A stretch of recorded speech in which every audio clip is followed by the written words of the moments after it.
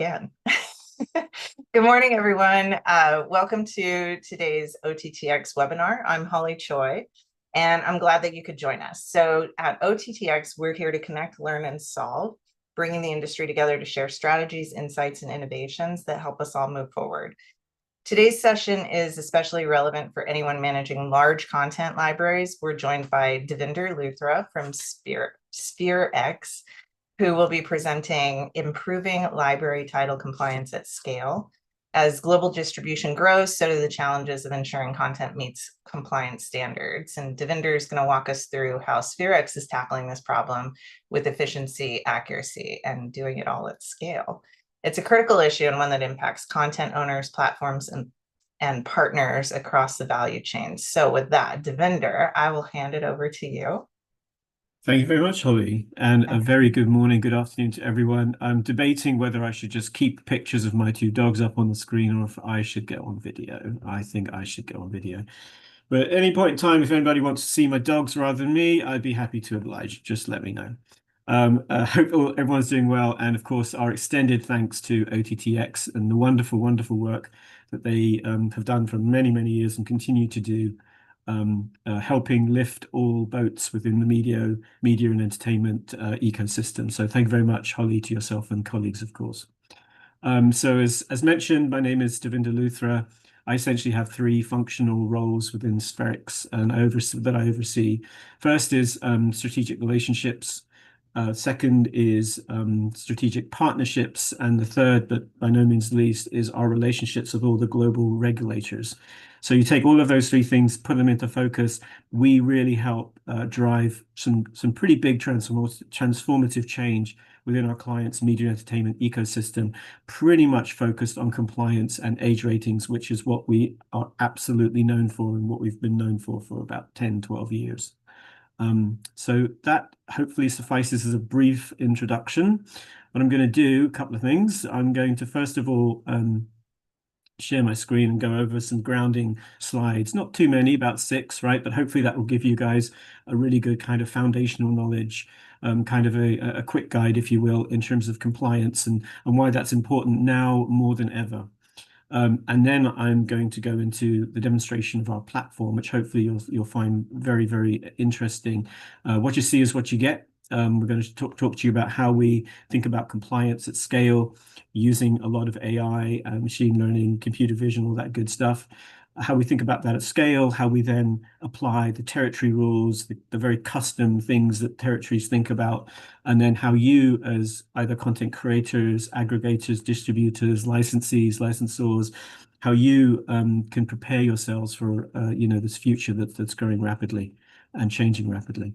So that being said, let me go ahead and share my screen. Right, and first things first, there's the PowerPoint. I hope you guys can see it. Holly, can you see the screen?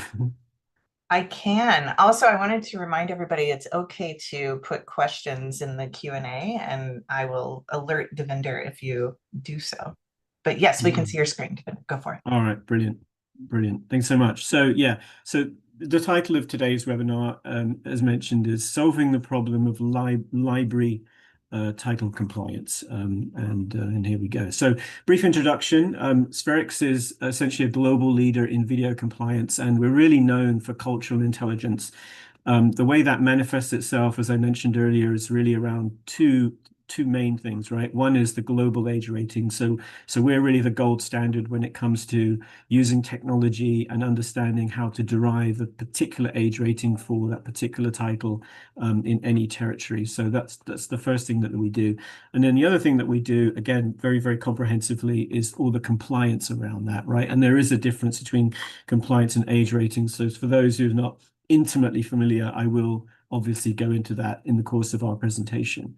So there's two things here. One is, do you have the breadth? Well, we certainly do have the breadth, right? Because we look at an enormous quantity of languages and territories, essentially the global territory footprint that's out there.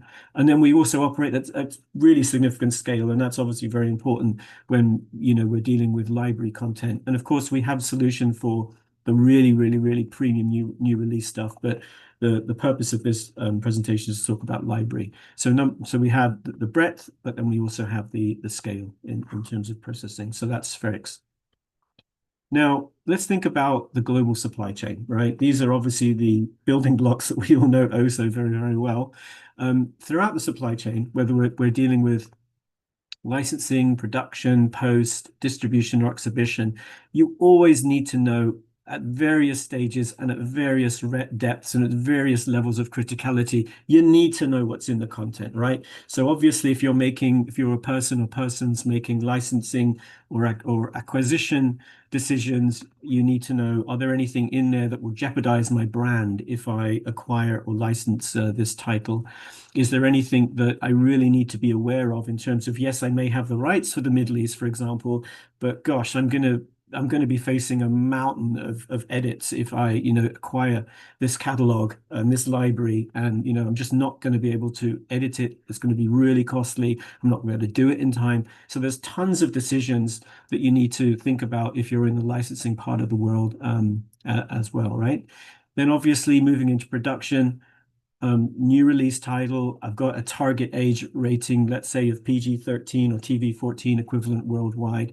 Again, you need to know as early as you possibly can, and Spherex does this, right? We work with folks in the production cycle. We take in early versions or cuts, and we give them advice in terms of what is suitable or not suitable in terms of that particular target age range that they're trying to calibrate against. There's a lot of conversations and a lot of expense, obviously, human and machine power and everything else, effort that goes into the production cycles. A lot of people are very familiar with the post-production world, and that's an absolute sinkhole, isn't it? You guys all know that, right? So similarly, if I'm making licensing decisions and then all of that, how to deal and transform with all that catalog then finds its way ultimately into post, right? Where people need to, again, do endless number of edits, or then there's a lot of back and forth in terms of decisions and permissions and all of that. So you need to know, again, from the post-production cycle, if I only want 3 basic versions, my uncut version, my daytime safe version, or let's say my airline version, or my Middle East version, or my US fast version, you need to know, how can I succinctly do that without producing endless versions of the content? So in post-production, knowing about compliance is obviously super, super, super critical. And then it also then stands to reason that in the distribution and the scheduling part of the equation, I obviously need to know I've got the rights, I've grabbed the title, I've done the deal with partner A, B, or C. I'm ready to stick it into the territory, hopefully, let the revenue flow. I need to know, right? Is it age appropriate? Do I have the right demographics when I think about this positioning, this title? Have I got the right age rating? Is it too high? Is it too low, right? So you need to know about all of that. And then, of course, if I'm a platform and I'm making actual exhibition, I've got the controlled real estate on the D2C app or a partner app. Again, I need to make sure that age rating, which is one of the key signals, in search and discovery, one of those key signals is age rating and consumer advisory. I need to know if that's there, if it's placed on time, if it's visible.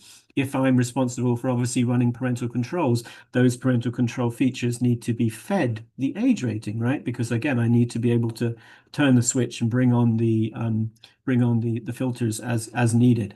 So you can see here, without honestly going into it very much, you can absolutely see that compliance as a core business criticality issue is absolutely permeates throughout the supply chain. And in very, very many ways, it's a horizontal thing, but in any one of these areas, it can trip you up and cause a significant amount of consternation.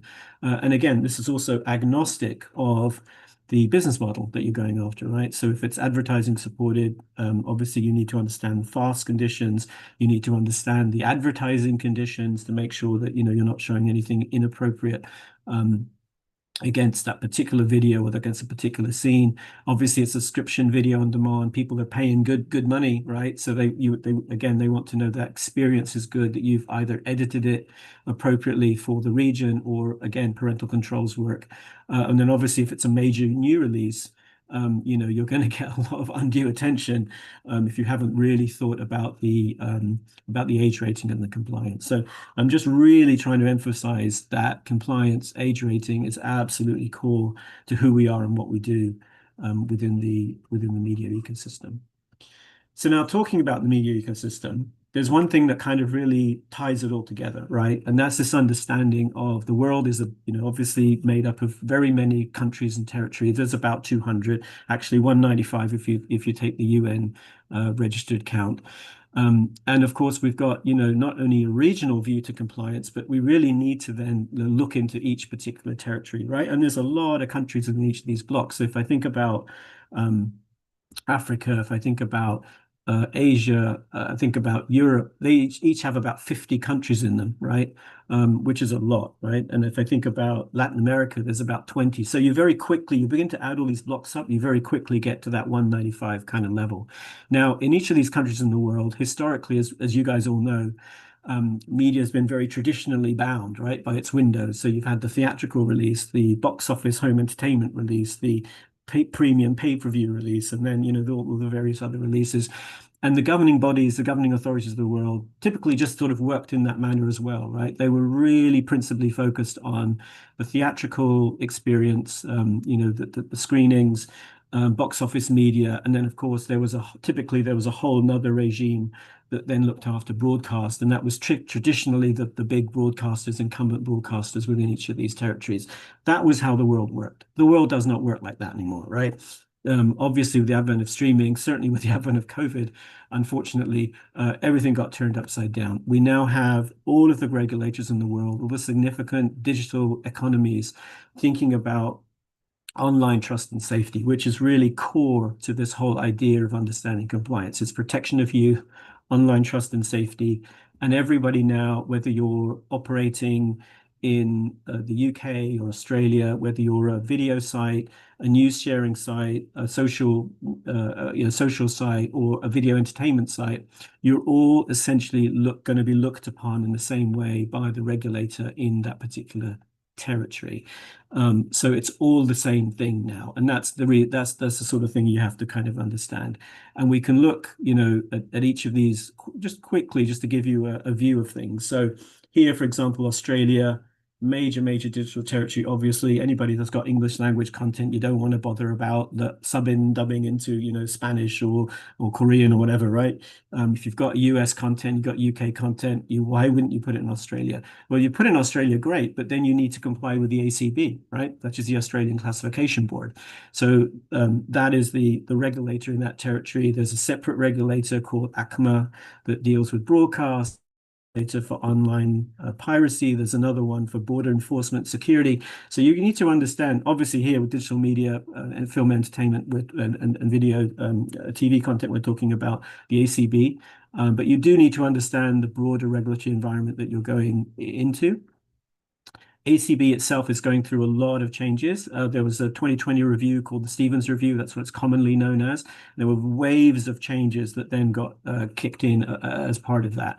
And part of those changes were really thinking about classification and tools and how that all works and accreditations and all of this sort of thing. So Spherex is very, very plugged into all of these global regulators, and we really understand all of the changes that are going on. Right next to Australia is New Zealand. Similarly, there's two layers of classification in New Zealand. And again, we're very, very plugged in. We have meetings with all the regulators. We participate in their sentiment studies. We understand their cultural hot buttons, their issues. In Korea as well, there's the KMRB, a very, very, well-defined regulatory regime. India, you've got the CBFC and then also the Ministry of Information. One governs theatrical, the other one governs streaming. Indonesia, Malaysia, Vietnam, all of them have their own particular nuances. In South Africa, the FBB recently became actually a fully fledged regulator, which is really brilliant. They used to just essentially be a classification arm, but now they're a fully fledged regulator. They're now going to be really hooking into this concept of online trust and safety, which is all about protection of youth and things of that nature, parental controls, making sure they all work. Giving you this kind of Jules Verne round the world in 80 seconds. I hope you guys are digging it. And if we look now at some of the key territories in Europe, obviously there's a lot of key territories in Europe, right? But if we look at Germany, for example, then that oversight committee is called the FSK. They're part of a broader organization called SPIO, which is an amalgamation of the 16 federated states in Germany. And the FSK has representatives that basically it's been ordained, if you will, by SPIO to be the regulator in Germany. And again, it works through all of those policies and classifications. So you can apply, for classifications there, or you can self-rate. And in fact, that's an important point. All of these territories I'm showing you now, with the exception of the KMRB, you can self-rate, and that's really important. Now, we've been approved to do that, right? So that's another really special thing.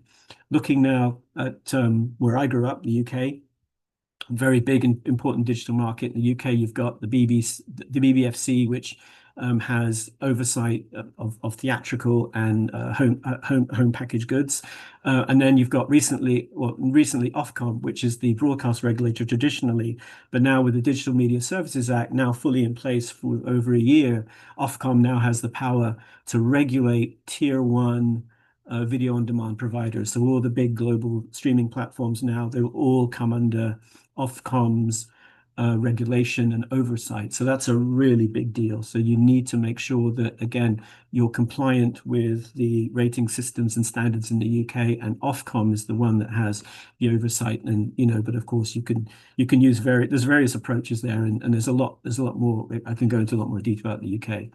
In Holland, in the Netherlands, you've got NICAM.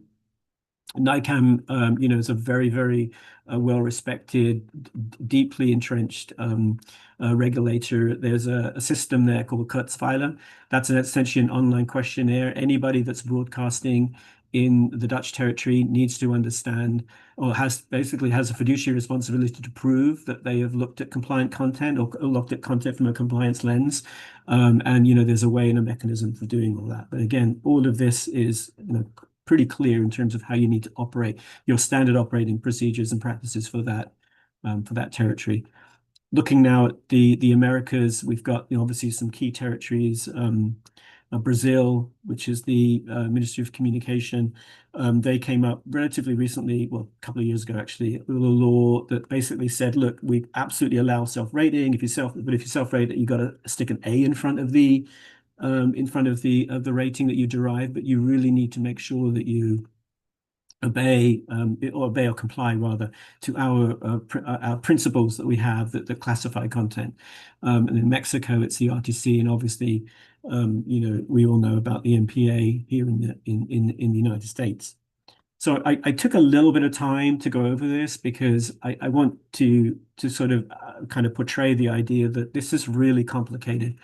Compliance and global age ratings is really complicated. You need enormous depth of subject matter, and that's what we've been doing for 10 years.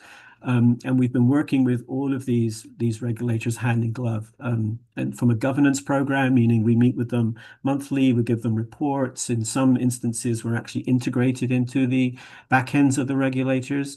And we also participate in the sentiment study. So when you're looking at content, be it a single title, be it a catalog, you do need to understand what are the parameters of these countries and kind of how you're going to launch in, right? So it's important, for you guys to kind of understand that.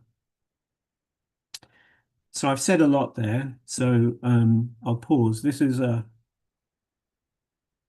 little bit of a busy slide, but it's kind of a nice one. So on the left-hand side here, this is just an extract, right? So it's kind of a sample.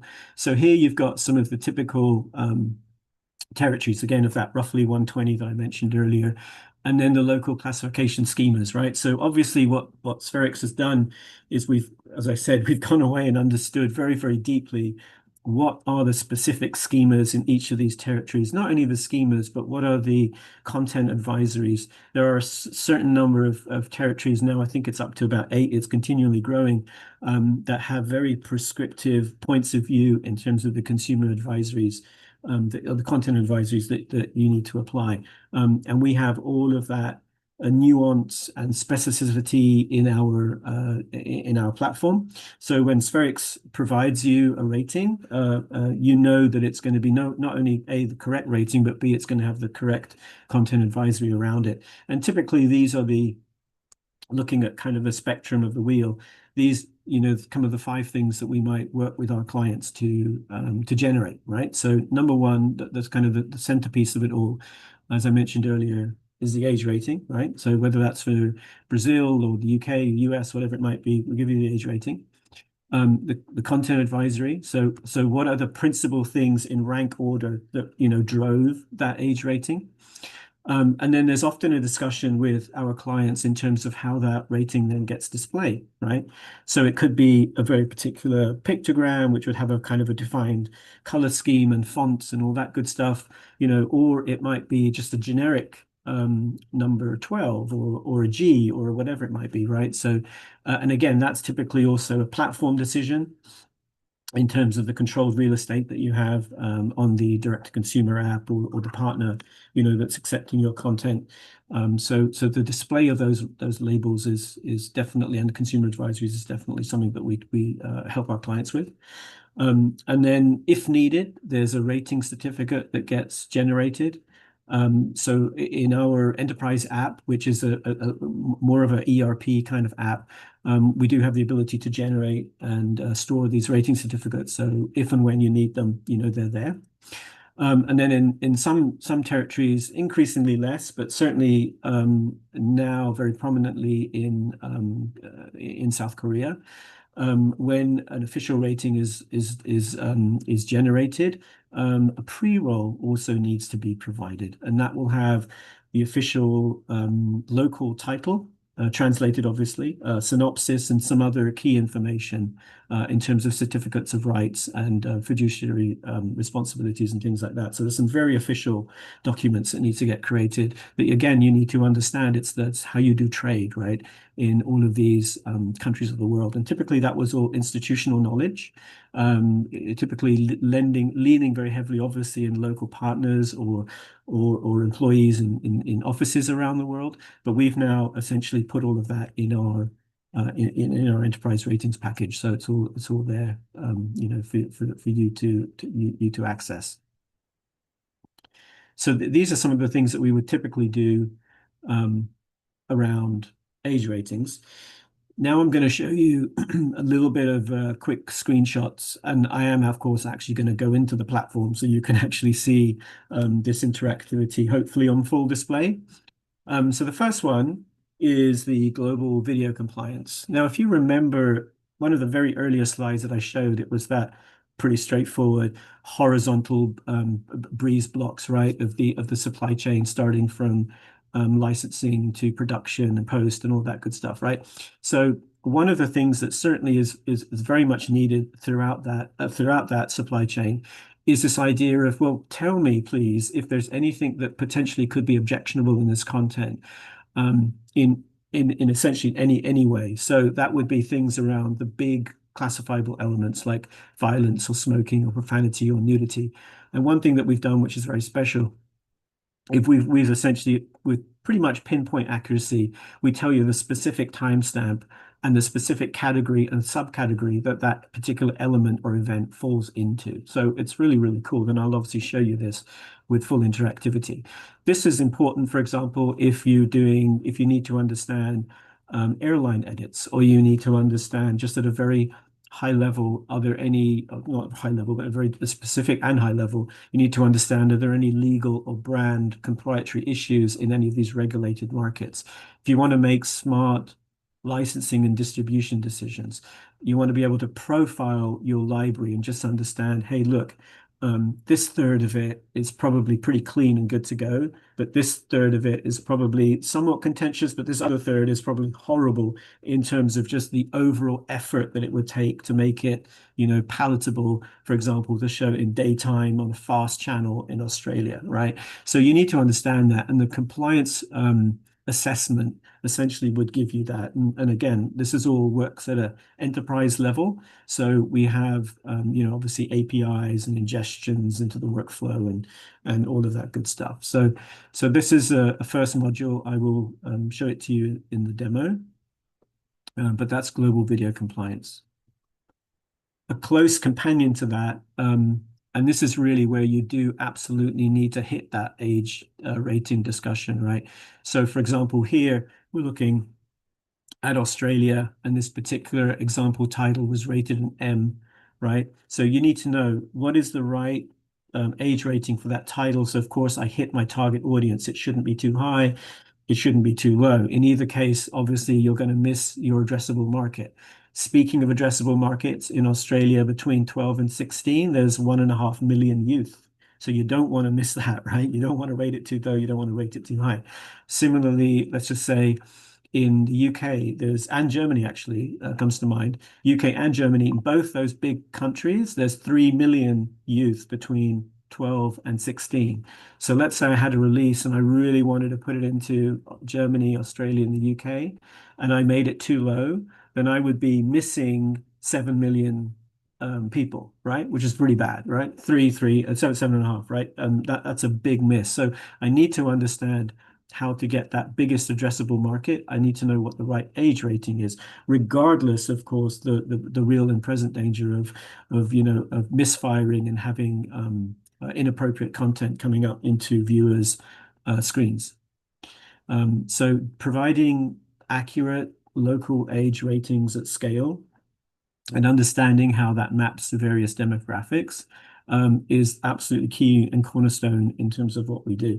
And again, just like the compliance, we embed it. We're very often for large clients. We very often embed this within their supply chain, and through APIs and all that good stuff.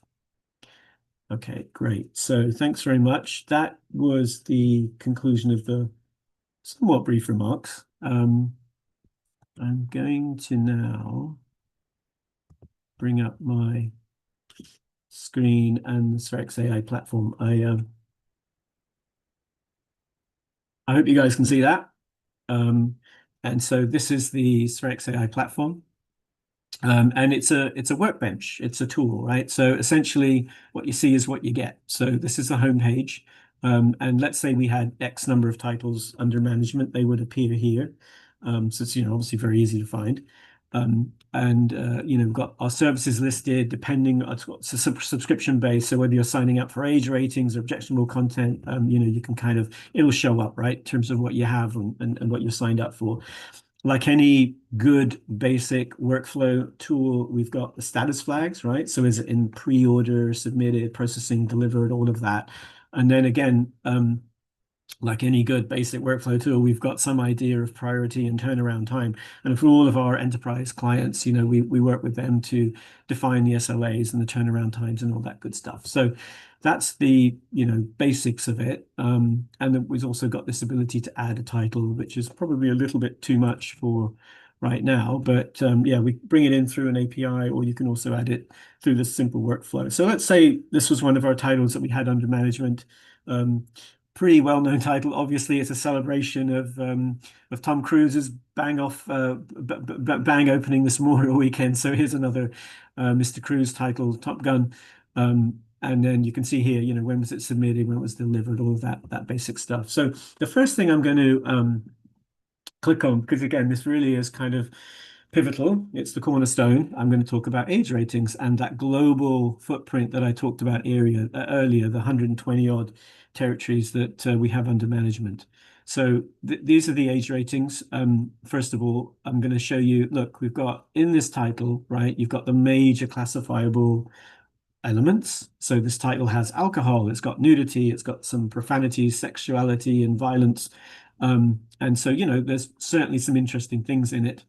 And then, we present to you all of the, just to make it very kind of visually appealing as well, it's got easy to navigate. We've got all the flags of the world and the territories. So here, for example, is Australia. In Australia, it was an M, and it was an M because of principally coarse language and violence. And again, as I mentioned earlier, in that rank order. in terms of what then, drove the age rating of M.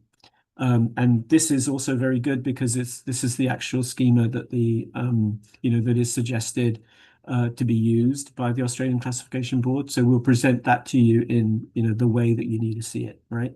So that's Australia. Perhaps just look at another one. Here we go. Here's Brazil. Brazil has that A in front of it, as I mentioned earlier, that donates that it's under the regime, which is fully legal, the regime of self-rating. And then you've got the consumer advisories in the in Brazilian Portuguese, essentially, right? So the language, sexual content, and things like that. So that's all presented, and we can just obviously just go fully down the list, and we can give you that.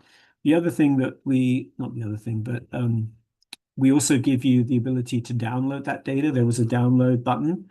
And then, of course, obviously pass it to your CMS systems or your content management systems via Excel or a JSON, XML, any which way you want it.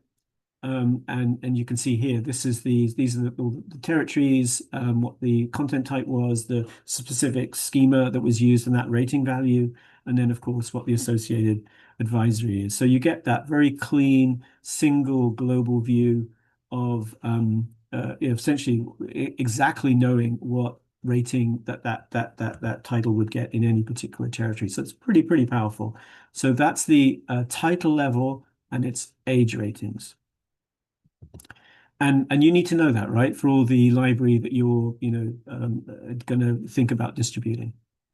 Now, again, sticking at the title level, this is the objectionable content.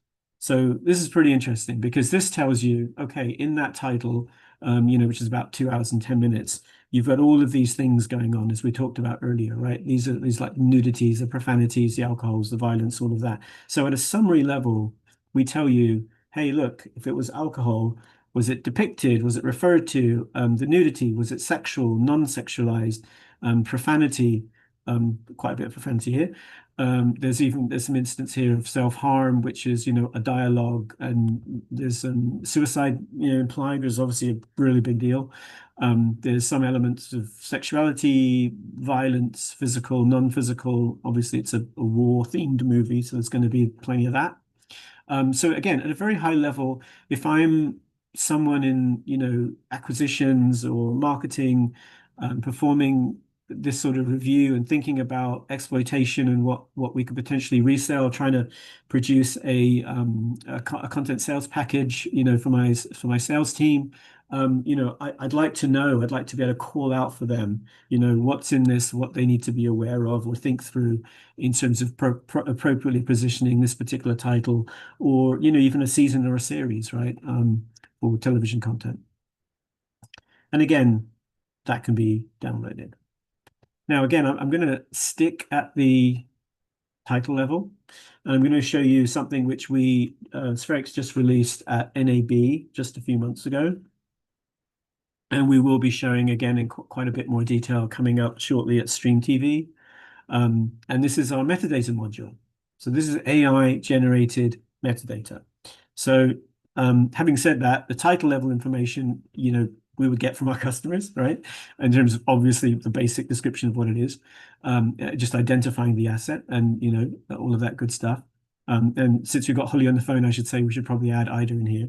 There is a unique ID field, and all we need to do is expose it. And then, production information. This is something that if we don't get, we can scrape. OCR, so the talent and the production company and all that good stuff. And then this classification is something that we derive, right? That's the rating. That's the core thing that we're all about. Now, the AI system here generates the synopsis, right? So this is a pithy synopsis. It's quite compact. It's about 75 words, which is quite nice. We've also got a longer one, which is about double the length. And then we also have a plot summary, which is way longer, right? So again, if I'm someone that's responsible for producing a sales package for my content licensing team, I don't need to do that anymore. I can just come in here, I can use Spherex AI, I can generate the synopsis at various lengths and the plot summary.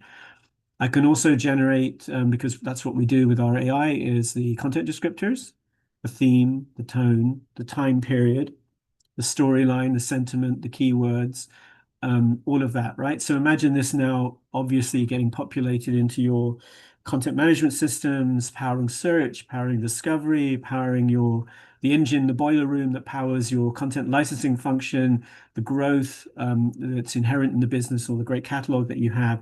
You now can have all the content descriptors that you need to power those business functions. And we also have this interesting thing called brand safety, where we go back up to the top and we think, okay, how much alcohol is there in terms of severity, frequency, and all these others like profanity, sexual content.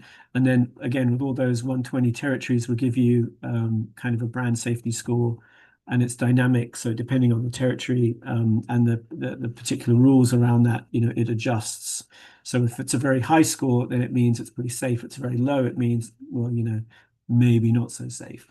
So that's at the title level. And I do want to show you now something which I'm always, every time I look at it, I'm kind of blown away. But this is at the scene level, right? So at the scene level. So you can see, I'm just going to quickly kind of breeze through here, but we decompose the video, and this is like that 2 hours, 20 minutes roughly. In this particular case, it broke up into almost 60 scenes. And then, what do we do? Well, we produce a plethora of enriched metadata around each of these particular scenes.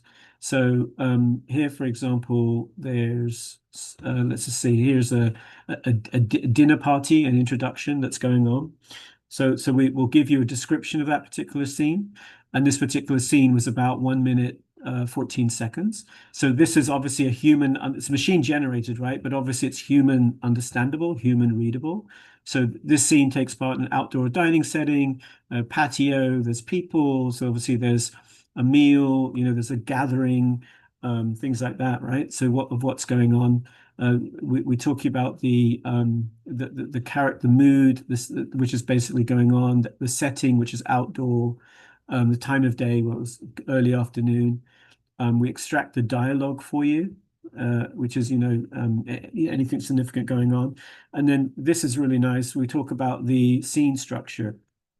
So we take a creator, kind of mindset, right? And we say, well, what's the hook? What's the setup? What's the rising action? What's the climax? What's the resolution? So again, if you're thinking about contextual advertising, if you're thinking about how you clip out the content, if you're thinking about search and recommendation, and really the introspection of all the underlying metadata that's present within your content, we can generate all of that for you, right? And again, as before, as always, exportable, download, or API driven, of course.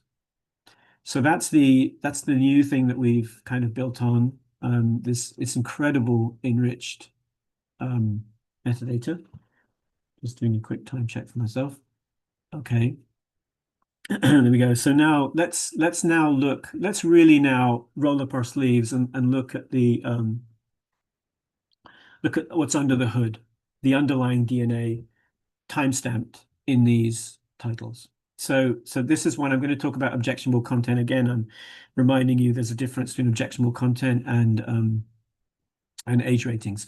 So this is everything that you need to know that's going to be instrumental in your business operations about this content. And in particular, there's 113, so we'll give you a count, right? There's 113 things that you need to watch out for. And they're displayed in this kind of histogram, or sized up, if you will. So there's 13 of those 113 instances are related to alcohol, quite a lot, 45 against profanity and violence, almost the same number. But you've also got other things, right? Some self-harm, all of that good stuff. So we tell you exactly what's in the content. Not only that, but we tell you where it is, right? So here, for example, if I look over here, I can mouse over 32 minutes, 22 seconds. It says here there's glasses and bottles and individuals and they're drinking. I can click on it. And there you can go. It's both in the foreground and the background. So you can clearly see there's plenty of alcohol, being displayed. This particular category, this is non-sexual, but it's nudity. Look here, this is some underwear, females. You got some males, a male. Let's just click on it and have a look. So it's a beach scene. Right, that's enough of that. And then we've got some profanity. There's quite a lot of profanity in here, actually. So, but basically, we give you that, the time pulse, right, of everything that's in here. So there's like they're saying like shit or holy shit, and and everything that's in here that is even whatever, right? So it's very casual. It's a very light term, a bit dismissive, but we even catch that, right? Talked earlier about self-harm, which is obviously a very big deal. In pretty much every country out there. So this is, let's click on that. This guy, we got to eject. What? We need altitude. Pull the ejection. So we got to eject, right? So that this implies that there could be something pretty bad going on there in terms of self-harm, because obviously somebody's going to be saved, somebody's not going to be saved, right? So this is the conscious statement around that. References around sexuality, and then obviously this is a war-themed avionics content. So there's going to be violence. It's a fight scene. Target acquired. Bombs away. Boom. So there you go. So we basically tell you everything that's in there. There's also a tabular view. So you can come in here and look at that basically the same thing that was on a time series. It's now on in a table, right? And so you can kind of look in there, and then if I wanted to say, hey, look, tell me where there's some really bad words. Well, there's a really bad word here, and that's 1 minute and 51. So you can come in here and just anybody within the organization obviously can just come in here. Sorry, can't spell. Just to say weapons. Oh, tell me where everywhere there's a weapon. Well, there's loads of weapons in here. It's a military thingy. And if I also want to say, well, you know what, I'm trying to do an airline edit version. Where's their crash? I just search for crash. Well, here's a crash. So I'm not going to show that, am I? For my airline version. And then similarly, that's all exportable. And I think I should have that here, hopefully. Oh, well, I'll show it. Actually, I'll show it to you in age ratings. So that was objectionable content. Now let's play around with age rating. And of course, the thing about age rating is obviously there's a territory dimension, right? Obviously. So the age rating has to speak to the specific territory that the distribution of consumption is happening within. So we've got all of the territories in the world in here. We've got all of their schemas. As you can see here, this is territory equals United States. We've also normalized all the demographics in the world. So this is demographic, like the kids, older kids, the teens, the adults, all that good stuff. And we've got here 35 scenes, of which we've got 21 are in exception for that age demographic, kids. So now if I say, okay, that's good. I don't want kids though, because it's a PG-13. I don't want kids. Maybe let me try older kids, right? So obviously a bit older. So that, 13, whatever, now halves down to 7. So this shows me these are the 7 things, the 7 scenes that are now in exception. And I can just hover over any one of them and it will tell me, well, look, okay, in this particular scene, scene 9, which is around 30 minutes in, there was alcohol, but that's at the G level. But then there's violence with some moderate blood, visible injury detail, and that is enough to warrant a PG-13. So we are specifically telling you what's going on at every single level, right? And as I mentioned, that we can adjust for every age demographic. Now, if I just look at a different territory completely, let's look at Australia. So in Australia, we've now got 18 things that are in exception. And I should, of course, just point out over here, this is the schema, right, for Australia. So you've got the MA15 plus, which is actually the first band of restricted rating in Australia. But we'll tell you exactly what those age ratings are. and the schema, and of course how that maps to the basic demographic. So I've got 18 things that I need to worry about. Say, well, that's a little unrealistic. I want to make an older kids version, which essentially will mean it's daytime safe. So that's fine. So I now only really need to think about 4, right? So previously I think for kids I had 18 exceptions, which is quite a lot to deal with. Again, we go back to this headache of post-production. I don't need to beat, blur, or cut 18 things. I just need to think about 4, which is much easier, right? And so here, for example, well, actually, that's the one I think I showed earlier. So here, yeah, this is some profanity. There's a SOB, but it's said in an aggressive tone. And here it says an insult. That's at the M level. It's profanity. So and there's the F word. So I can think about, again, beat, blur, or cut, right? So I can very cleanly and explicitly do that. This is, as we had in objectionable content, this is the tabular view. And again, it's sort of this idea that you can scene rate, you can rate at every scene. And then I can also show you here, that's the extract, which is a download or, put it into your systems programmatically, which is obviously what we prefer to do with our large clients.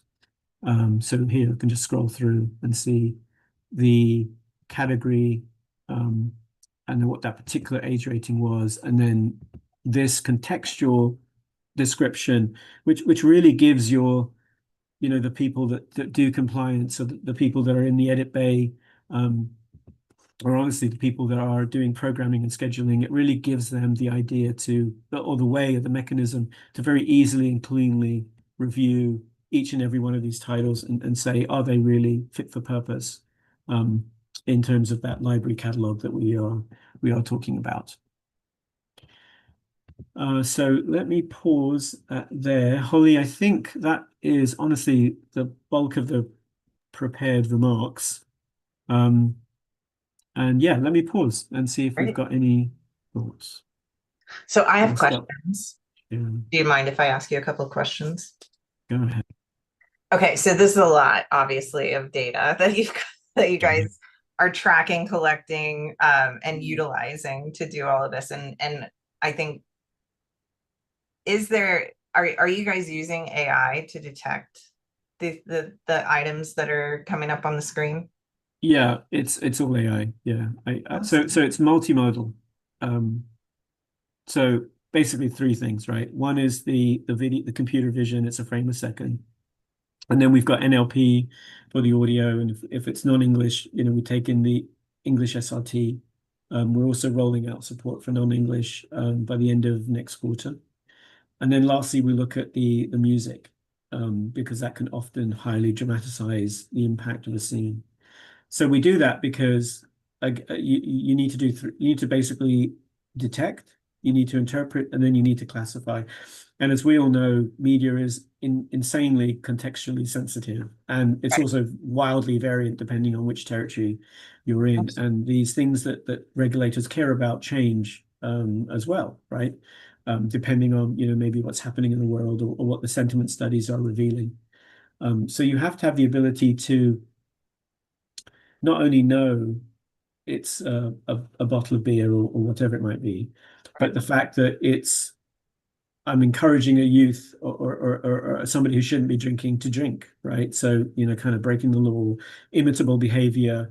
And so that contextual understanding, what's the relationships between the characters, what is actually being shown, is it being encouraged? Am I, for example, if it's a scene involving drugs, am I actually showing you how you roll your joint, or am I showing you how to, jack up heroin? Like, am I actually giving you real instruction on how to make a car bomb, right? Stuff like that. So all of these things really add up in terms of the impact and the severity of the ratings. But yes, fundamentally, we are an AI. This is all using AI, but there's a differentiation. We haven't got AI and we're just trying to wander the ocean or wander the desert looking for a use case. We are a compliance video age rating compliance organization. And the metadata is our backbone and our DNA. We also happen just to have an incredibly strong engineering. and obviously being based where we are in the Valley, you know, we've been using AI long before it was called AI, right? With machine learning. Right. So yes. Got it. So if I were, so I, part of the discussion is really that you can do this process at scale, right? So if I have a full catalog, all of a sudden I've been, you know, granted rights to hundreds of titles. How long would it take to process through the NLP, and like how long does it take to process? So let's say each title is roughly 90 minutes. Yeah, no, absolutely. So we operate roughly around runtime. So 1x, or it could be 1.2, 1.5. It depends, obviously, how contentious it truly is. But our guidance that typically we have is around 1x runtime. And obviously it's compute power on the back end, so we can, you know, scale that depending on the number of processors and what we do. And, you know, there's definitely ways and means and tricks that we have to scale that pretty efficiently. But with all of our clients, as I mentioned right at the beginning, we definitely work with them against their avails and programming schedules and all that good stuff.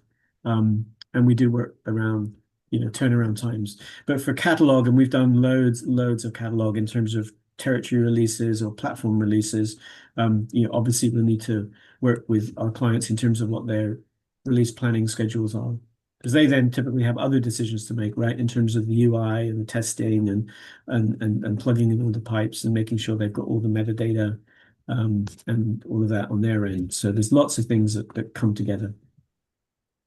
Awesome. I was just thinking as you were presenting, and I see, you know, like the number of different boards, like classification boards and compliance boards that are out there. But I think the thing that always fascinated me whenever I was working in this area in the studios was the number of different boards that can exist within a single territory, right? So like you mentioned Australia, right? Like I think, aren't there different boards depending on which platform you're distributing on? So like if I'm doing theatrical, it's one board of classification. If I'm doing television or streaming, it's a different, right? Like I think there, in some territories, there can be multiple requirements. And I'm just fascinated how you guys are collecting all of that information to make it available. Like that in and of itself would be an army of people if you had to do that manually as a non-participating studio. Yeah. So we've basically developed the Encyclopedia Britannica, Right. the one single big brain around 8.3 million permutations of all these laws and various territories. So aside from the fact what you mentioned, the cold start problem was massive, right? And that's why we did it 10, 12 years ago. So we had the cold start problem in terms of just amalgamating and normalizing and standardizing all the various schemas and sentiment studies, consumer reviews, guidelines, policies. It was just an enormous problem, you know, but we worked through that. And we did that actually because we really understood metadata and how the intricacies of all of that worked. Our genesis story is working with the studios, actually doing a lot of IDA work, a lot of title matching, a lot of all of that, you know, with all the big studios. And so that really teaches you, doesn't it? You know, how to do matching, how to think about weights, and how to think about scores and rules and conflicts and resolutions and permutations. So our grounding is dirty fingernails inside of metadata. So then when we had this big strategic vision, our founder, co-founder Teresa Phillips, had this big strategic vision of entering into the age rating space. You know, we were really well armed and equipped to do that, right? Because we had the mechanics, we had the brain power, we had the nuance to understand how all these laws get normalized and standardized and categorized, and then of course putting all that into a machine learning backend and a culture graph and all of that. What we do now is it's in run mode, right? So we participate in governance reviews and committees, sentiment studies, you know, self-rating guide updates. We're some of the first people in the world to receive all of those. Amazing. Okay, so we are pretty close to our time limit, but I wanted to just remind everybody you can ask questions if you want to. So I'll give just a couple of seconds. If anybody has a question, you can drop it in the Q&A. Davinder, this has been really fascinating. I mean, you know, I'm a data nerd. I can't help it. So I get really excited about this stuff. So we have a question about the cost of the product. So. Oh, sure. Yeah, absolutely. So the business model is pretty straightforward. It's runtime based. And typically we think about things either as a single territory. So ratings, for example, you can consume that as a single territory, or you do global. So that's, it really makes no difference if you do one or everything. It really honestly makes no flat out difference. But we understand people might not want 100 territories. So it's one or global. We have obviously enterprise pricing. And then typically our clients do want to consume those services through the platform. So there's a fee for that as well. But I'd be happy to, I don't know who asked the question, but please do ping me over LinkedIn, or you can get my email. I'll absolutely answer. It depends too on commitments and the volumes and all that good stuff. But all of our clients, I'll tell you, all of our clients are pretty big and they're enterprise grade. But that being said, yeah, happy to talk to anyone as a follow-up. Excellent. So next question, what is the turnaround time for each film? Yeah, so the turnaround time, typically the ones that we sign up for are various P levels. So it could be a P1, a P2, whatever. So a 2-day, a 2 to 5 day or 3 day or 10 days or whatever it might be. We do also offer expedited processing. So essentially if it's the same day, but most people don't really need that, to be honest. But the actual processing, as opposed to the turnaround time, is different, right? Processing honestly doesn't take that long, but it's the turnaround time, because you then have to receive it, look at it, and then obviously it just gets stored, or you can review it offline, whatever it might be. So the turnaround time is pretty quick, and it all just depends on your schedules and your programming. Excellent. So next question, what territory seems to be most strict in your opinion? Good question. So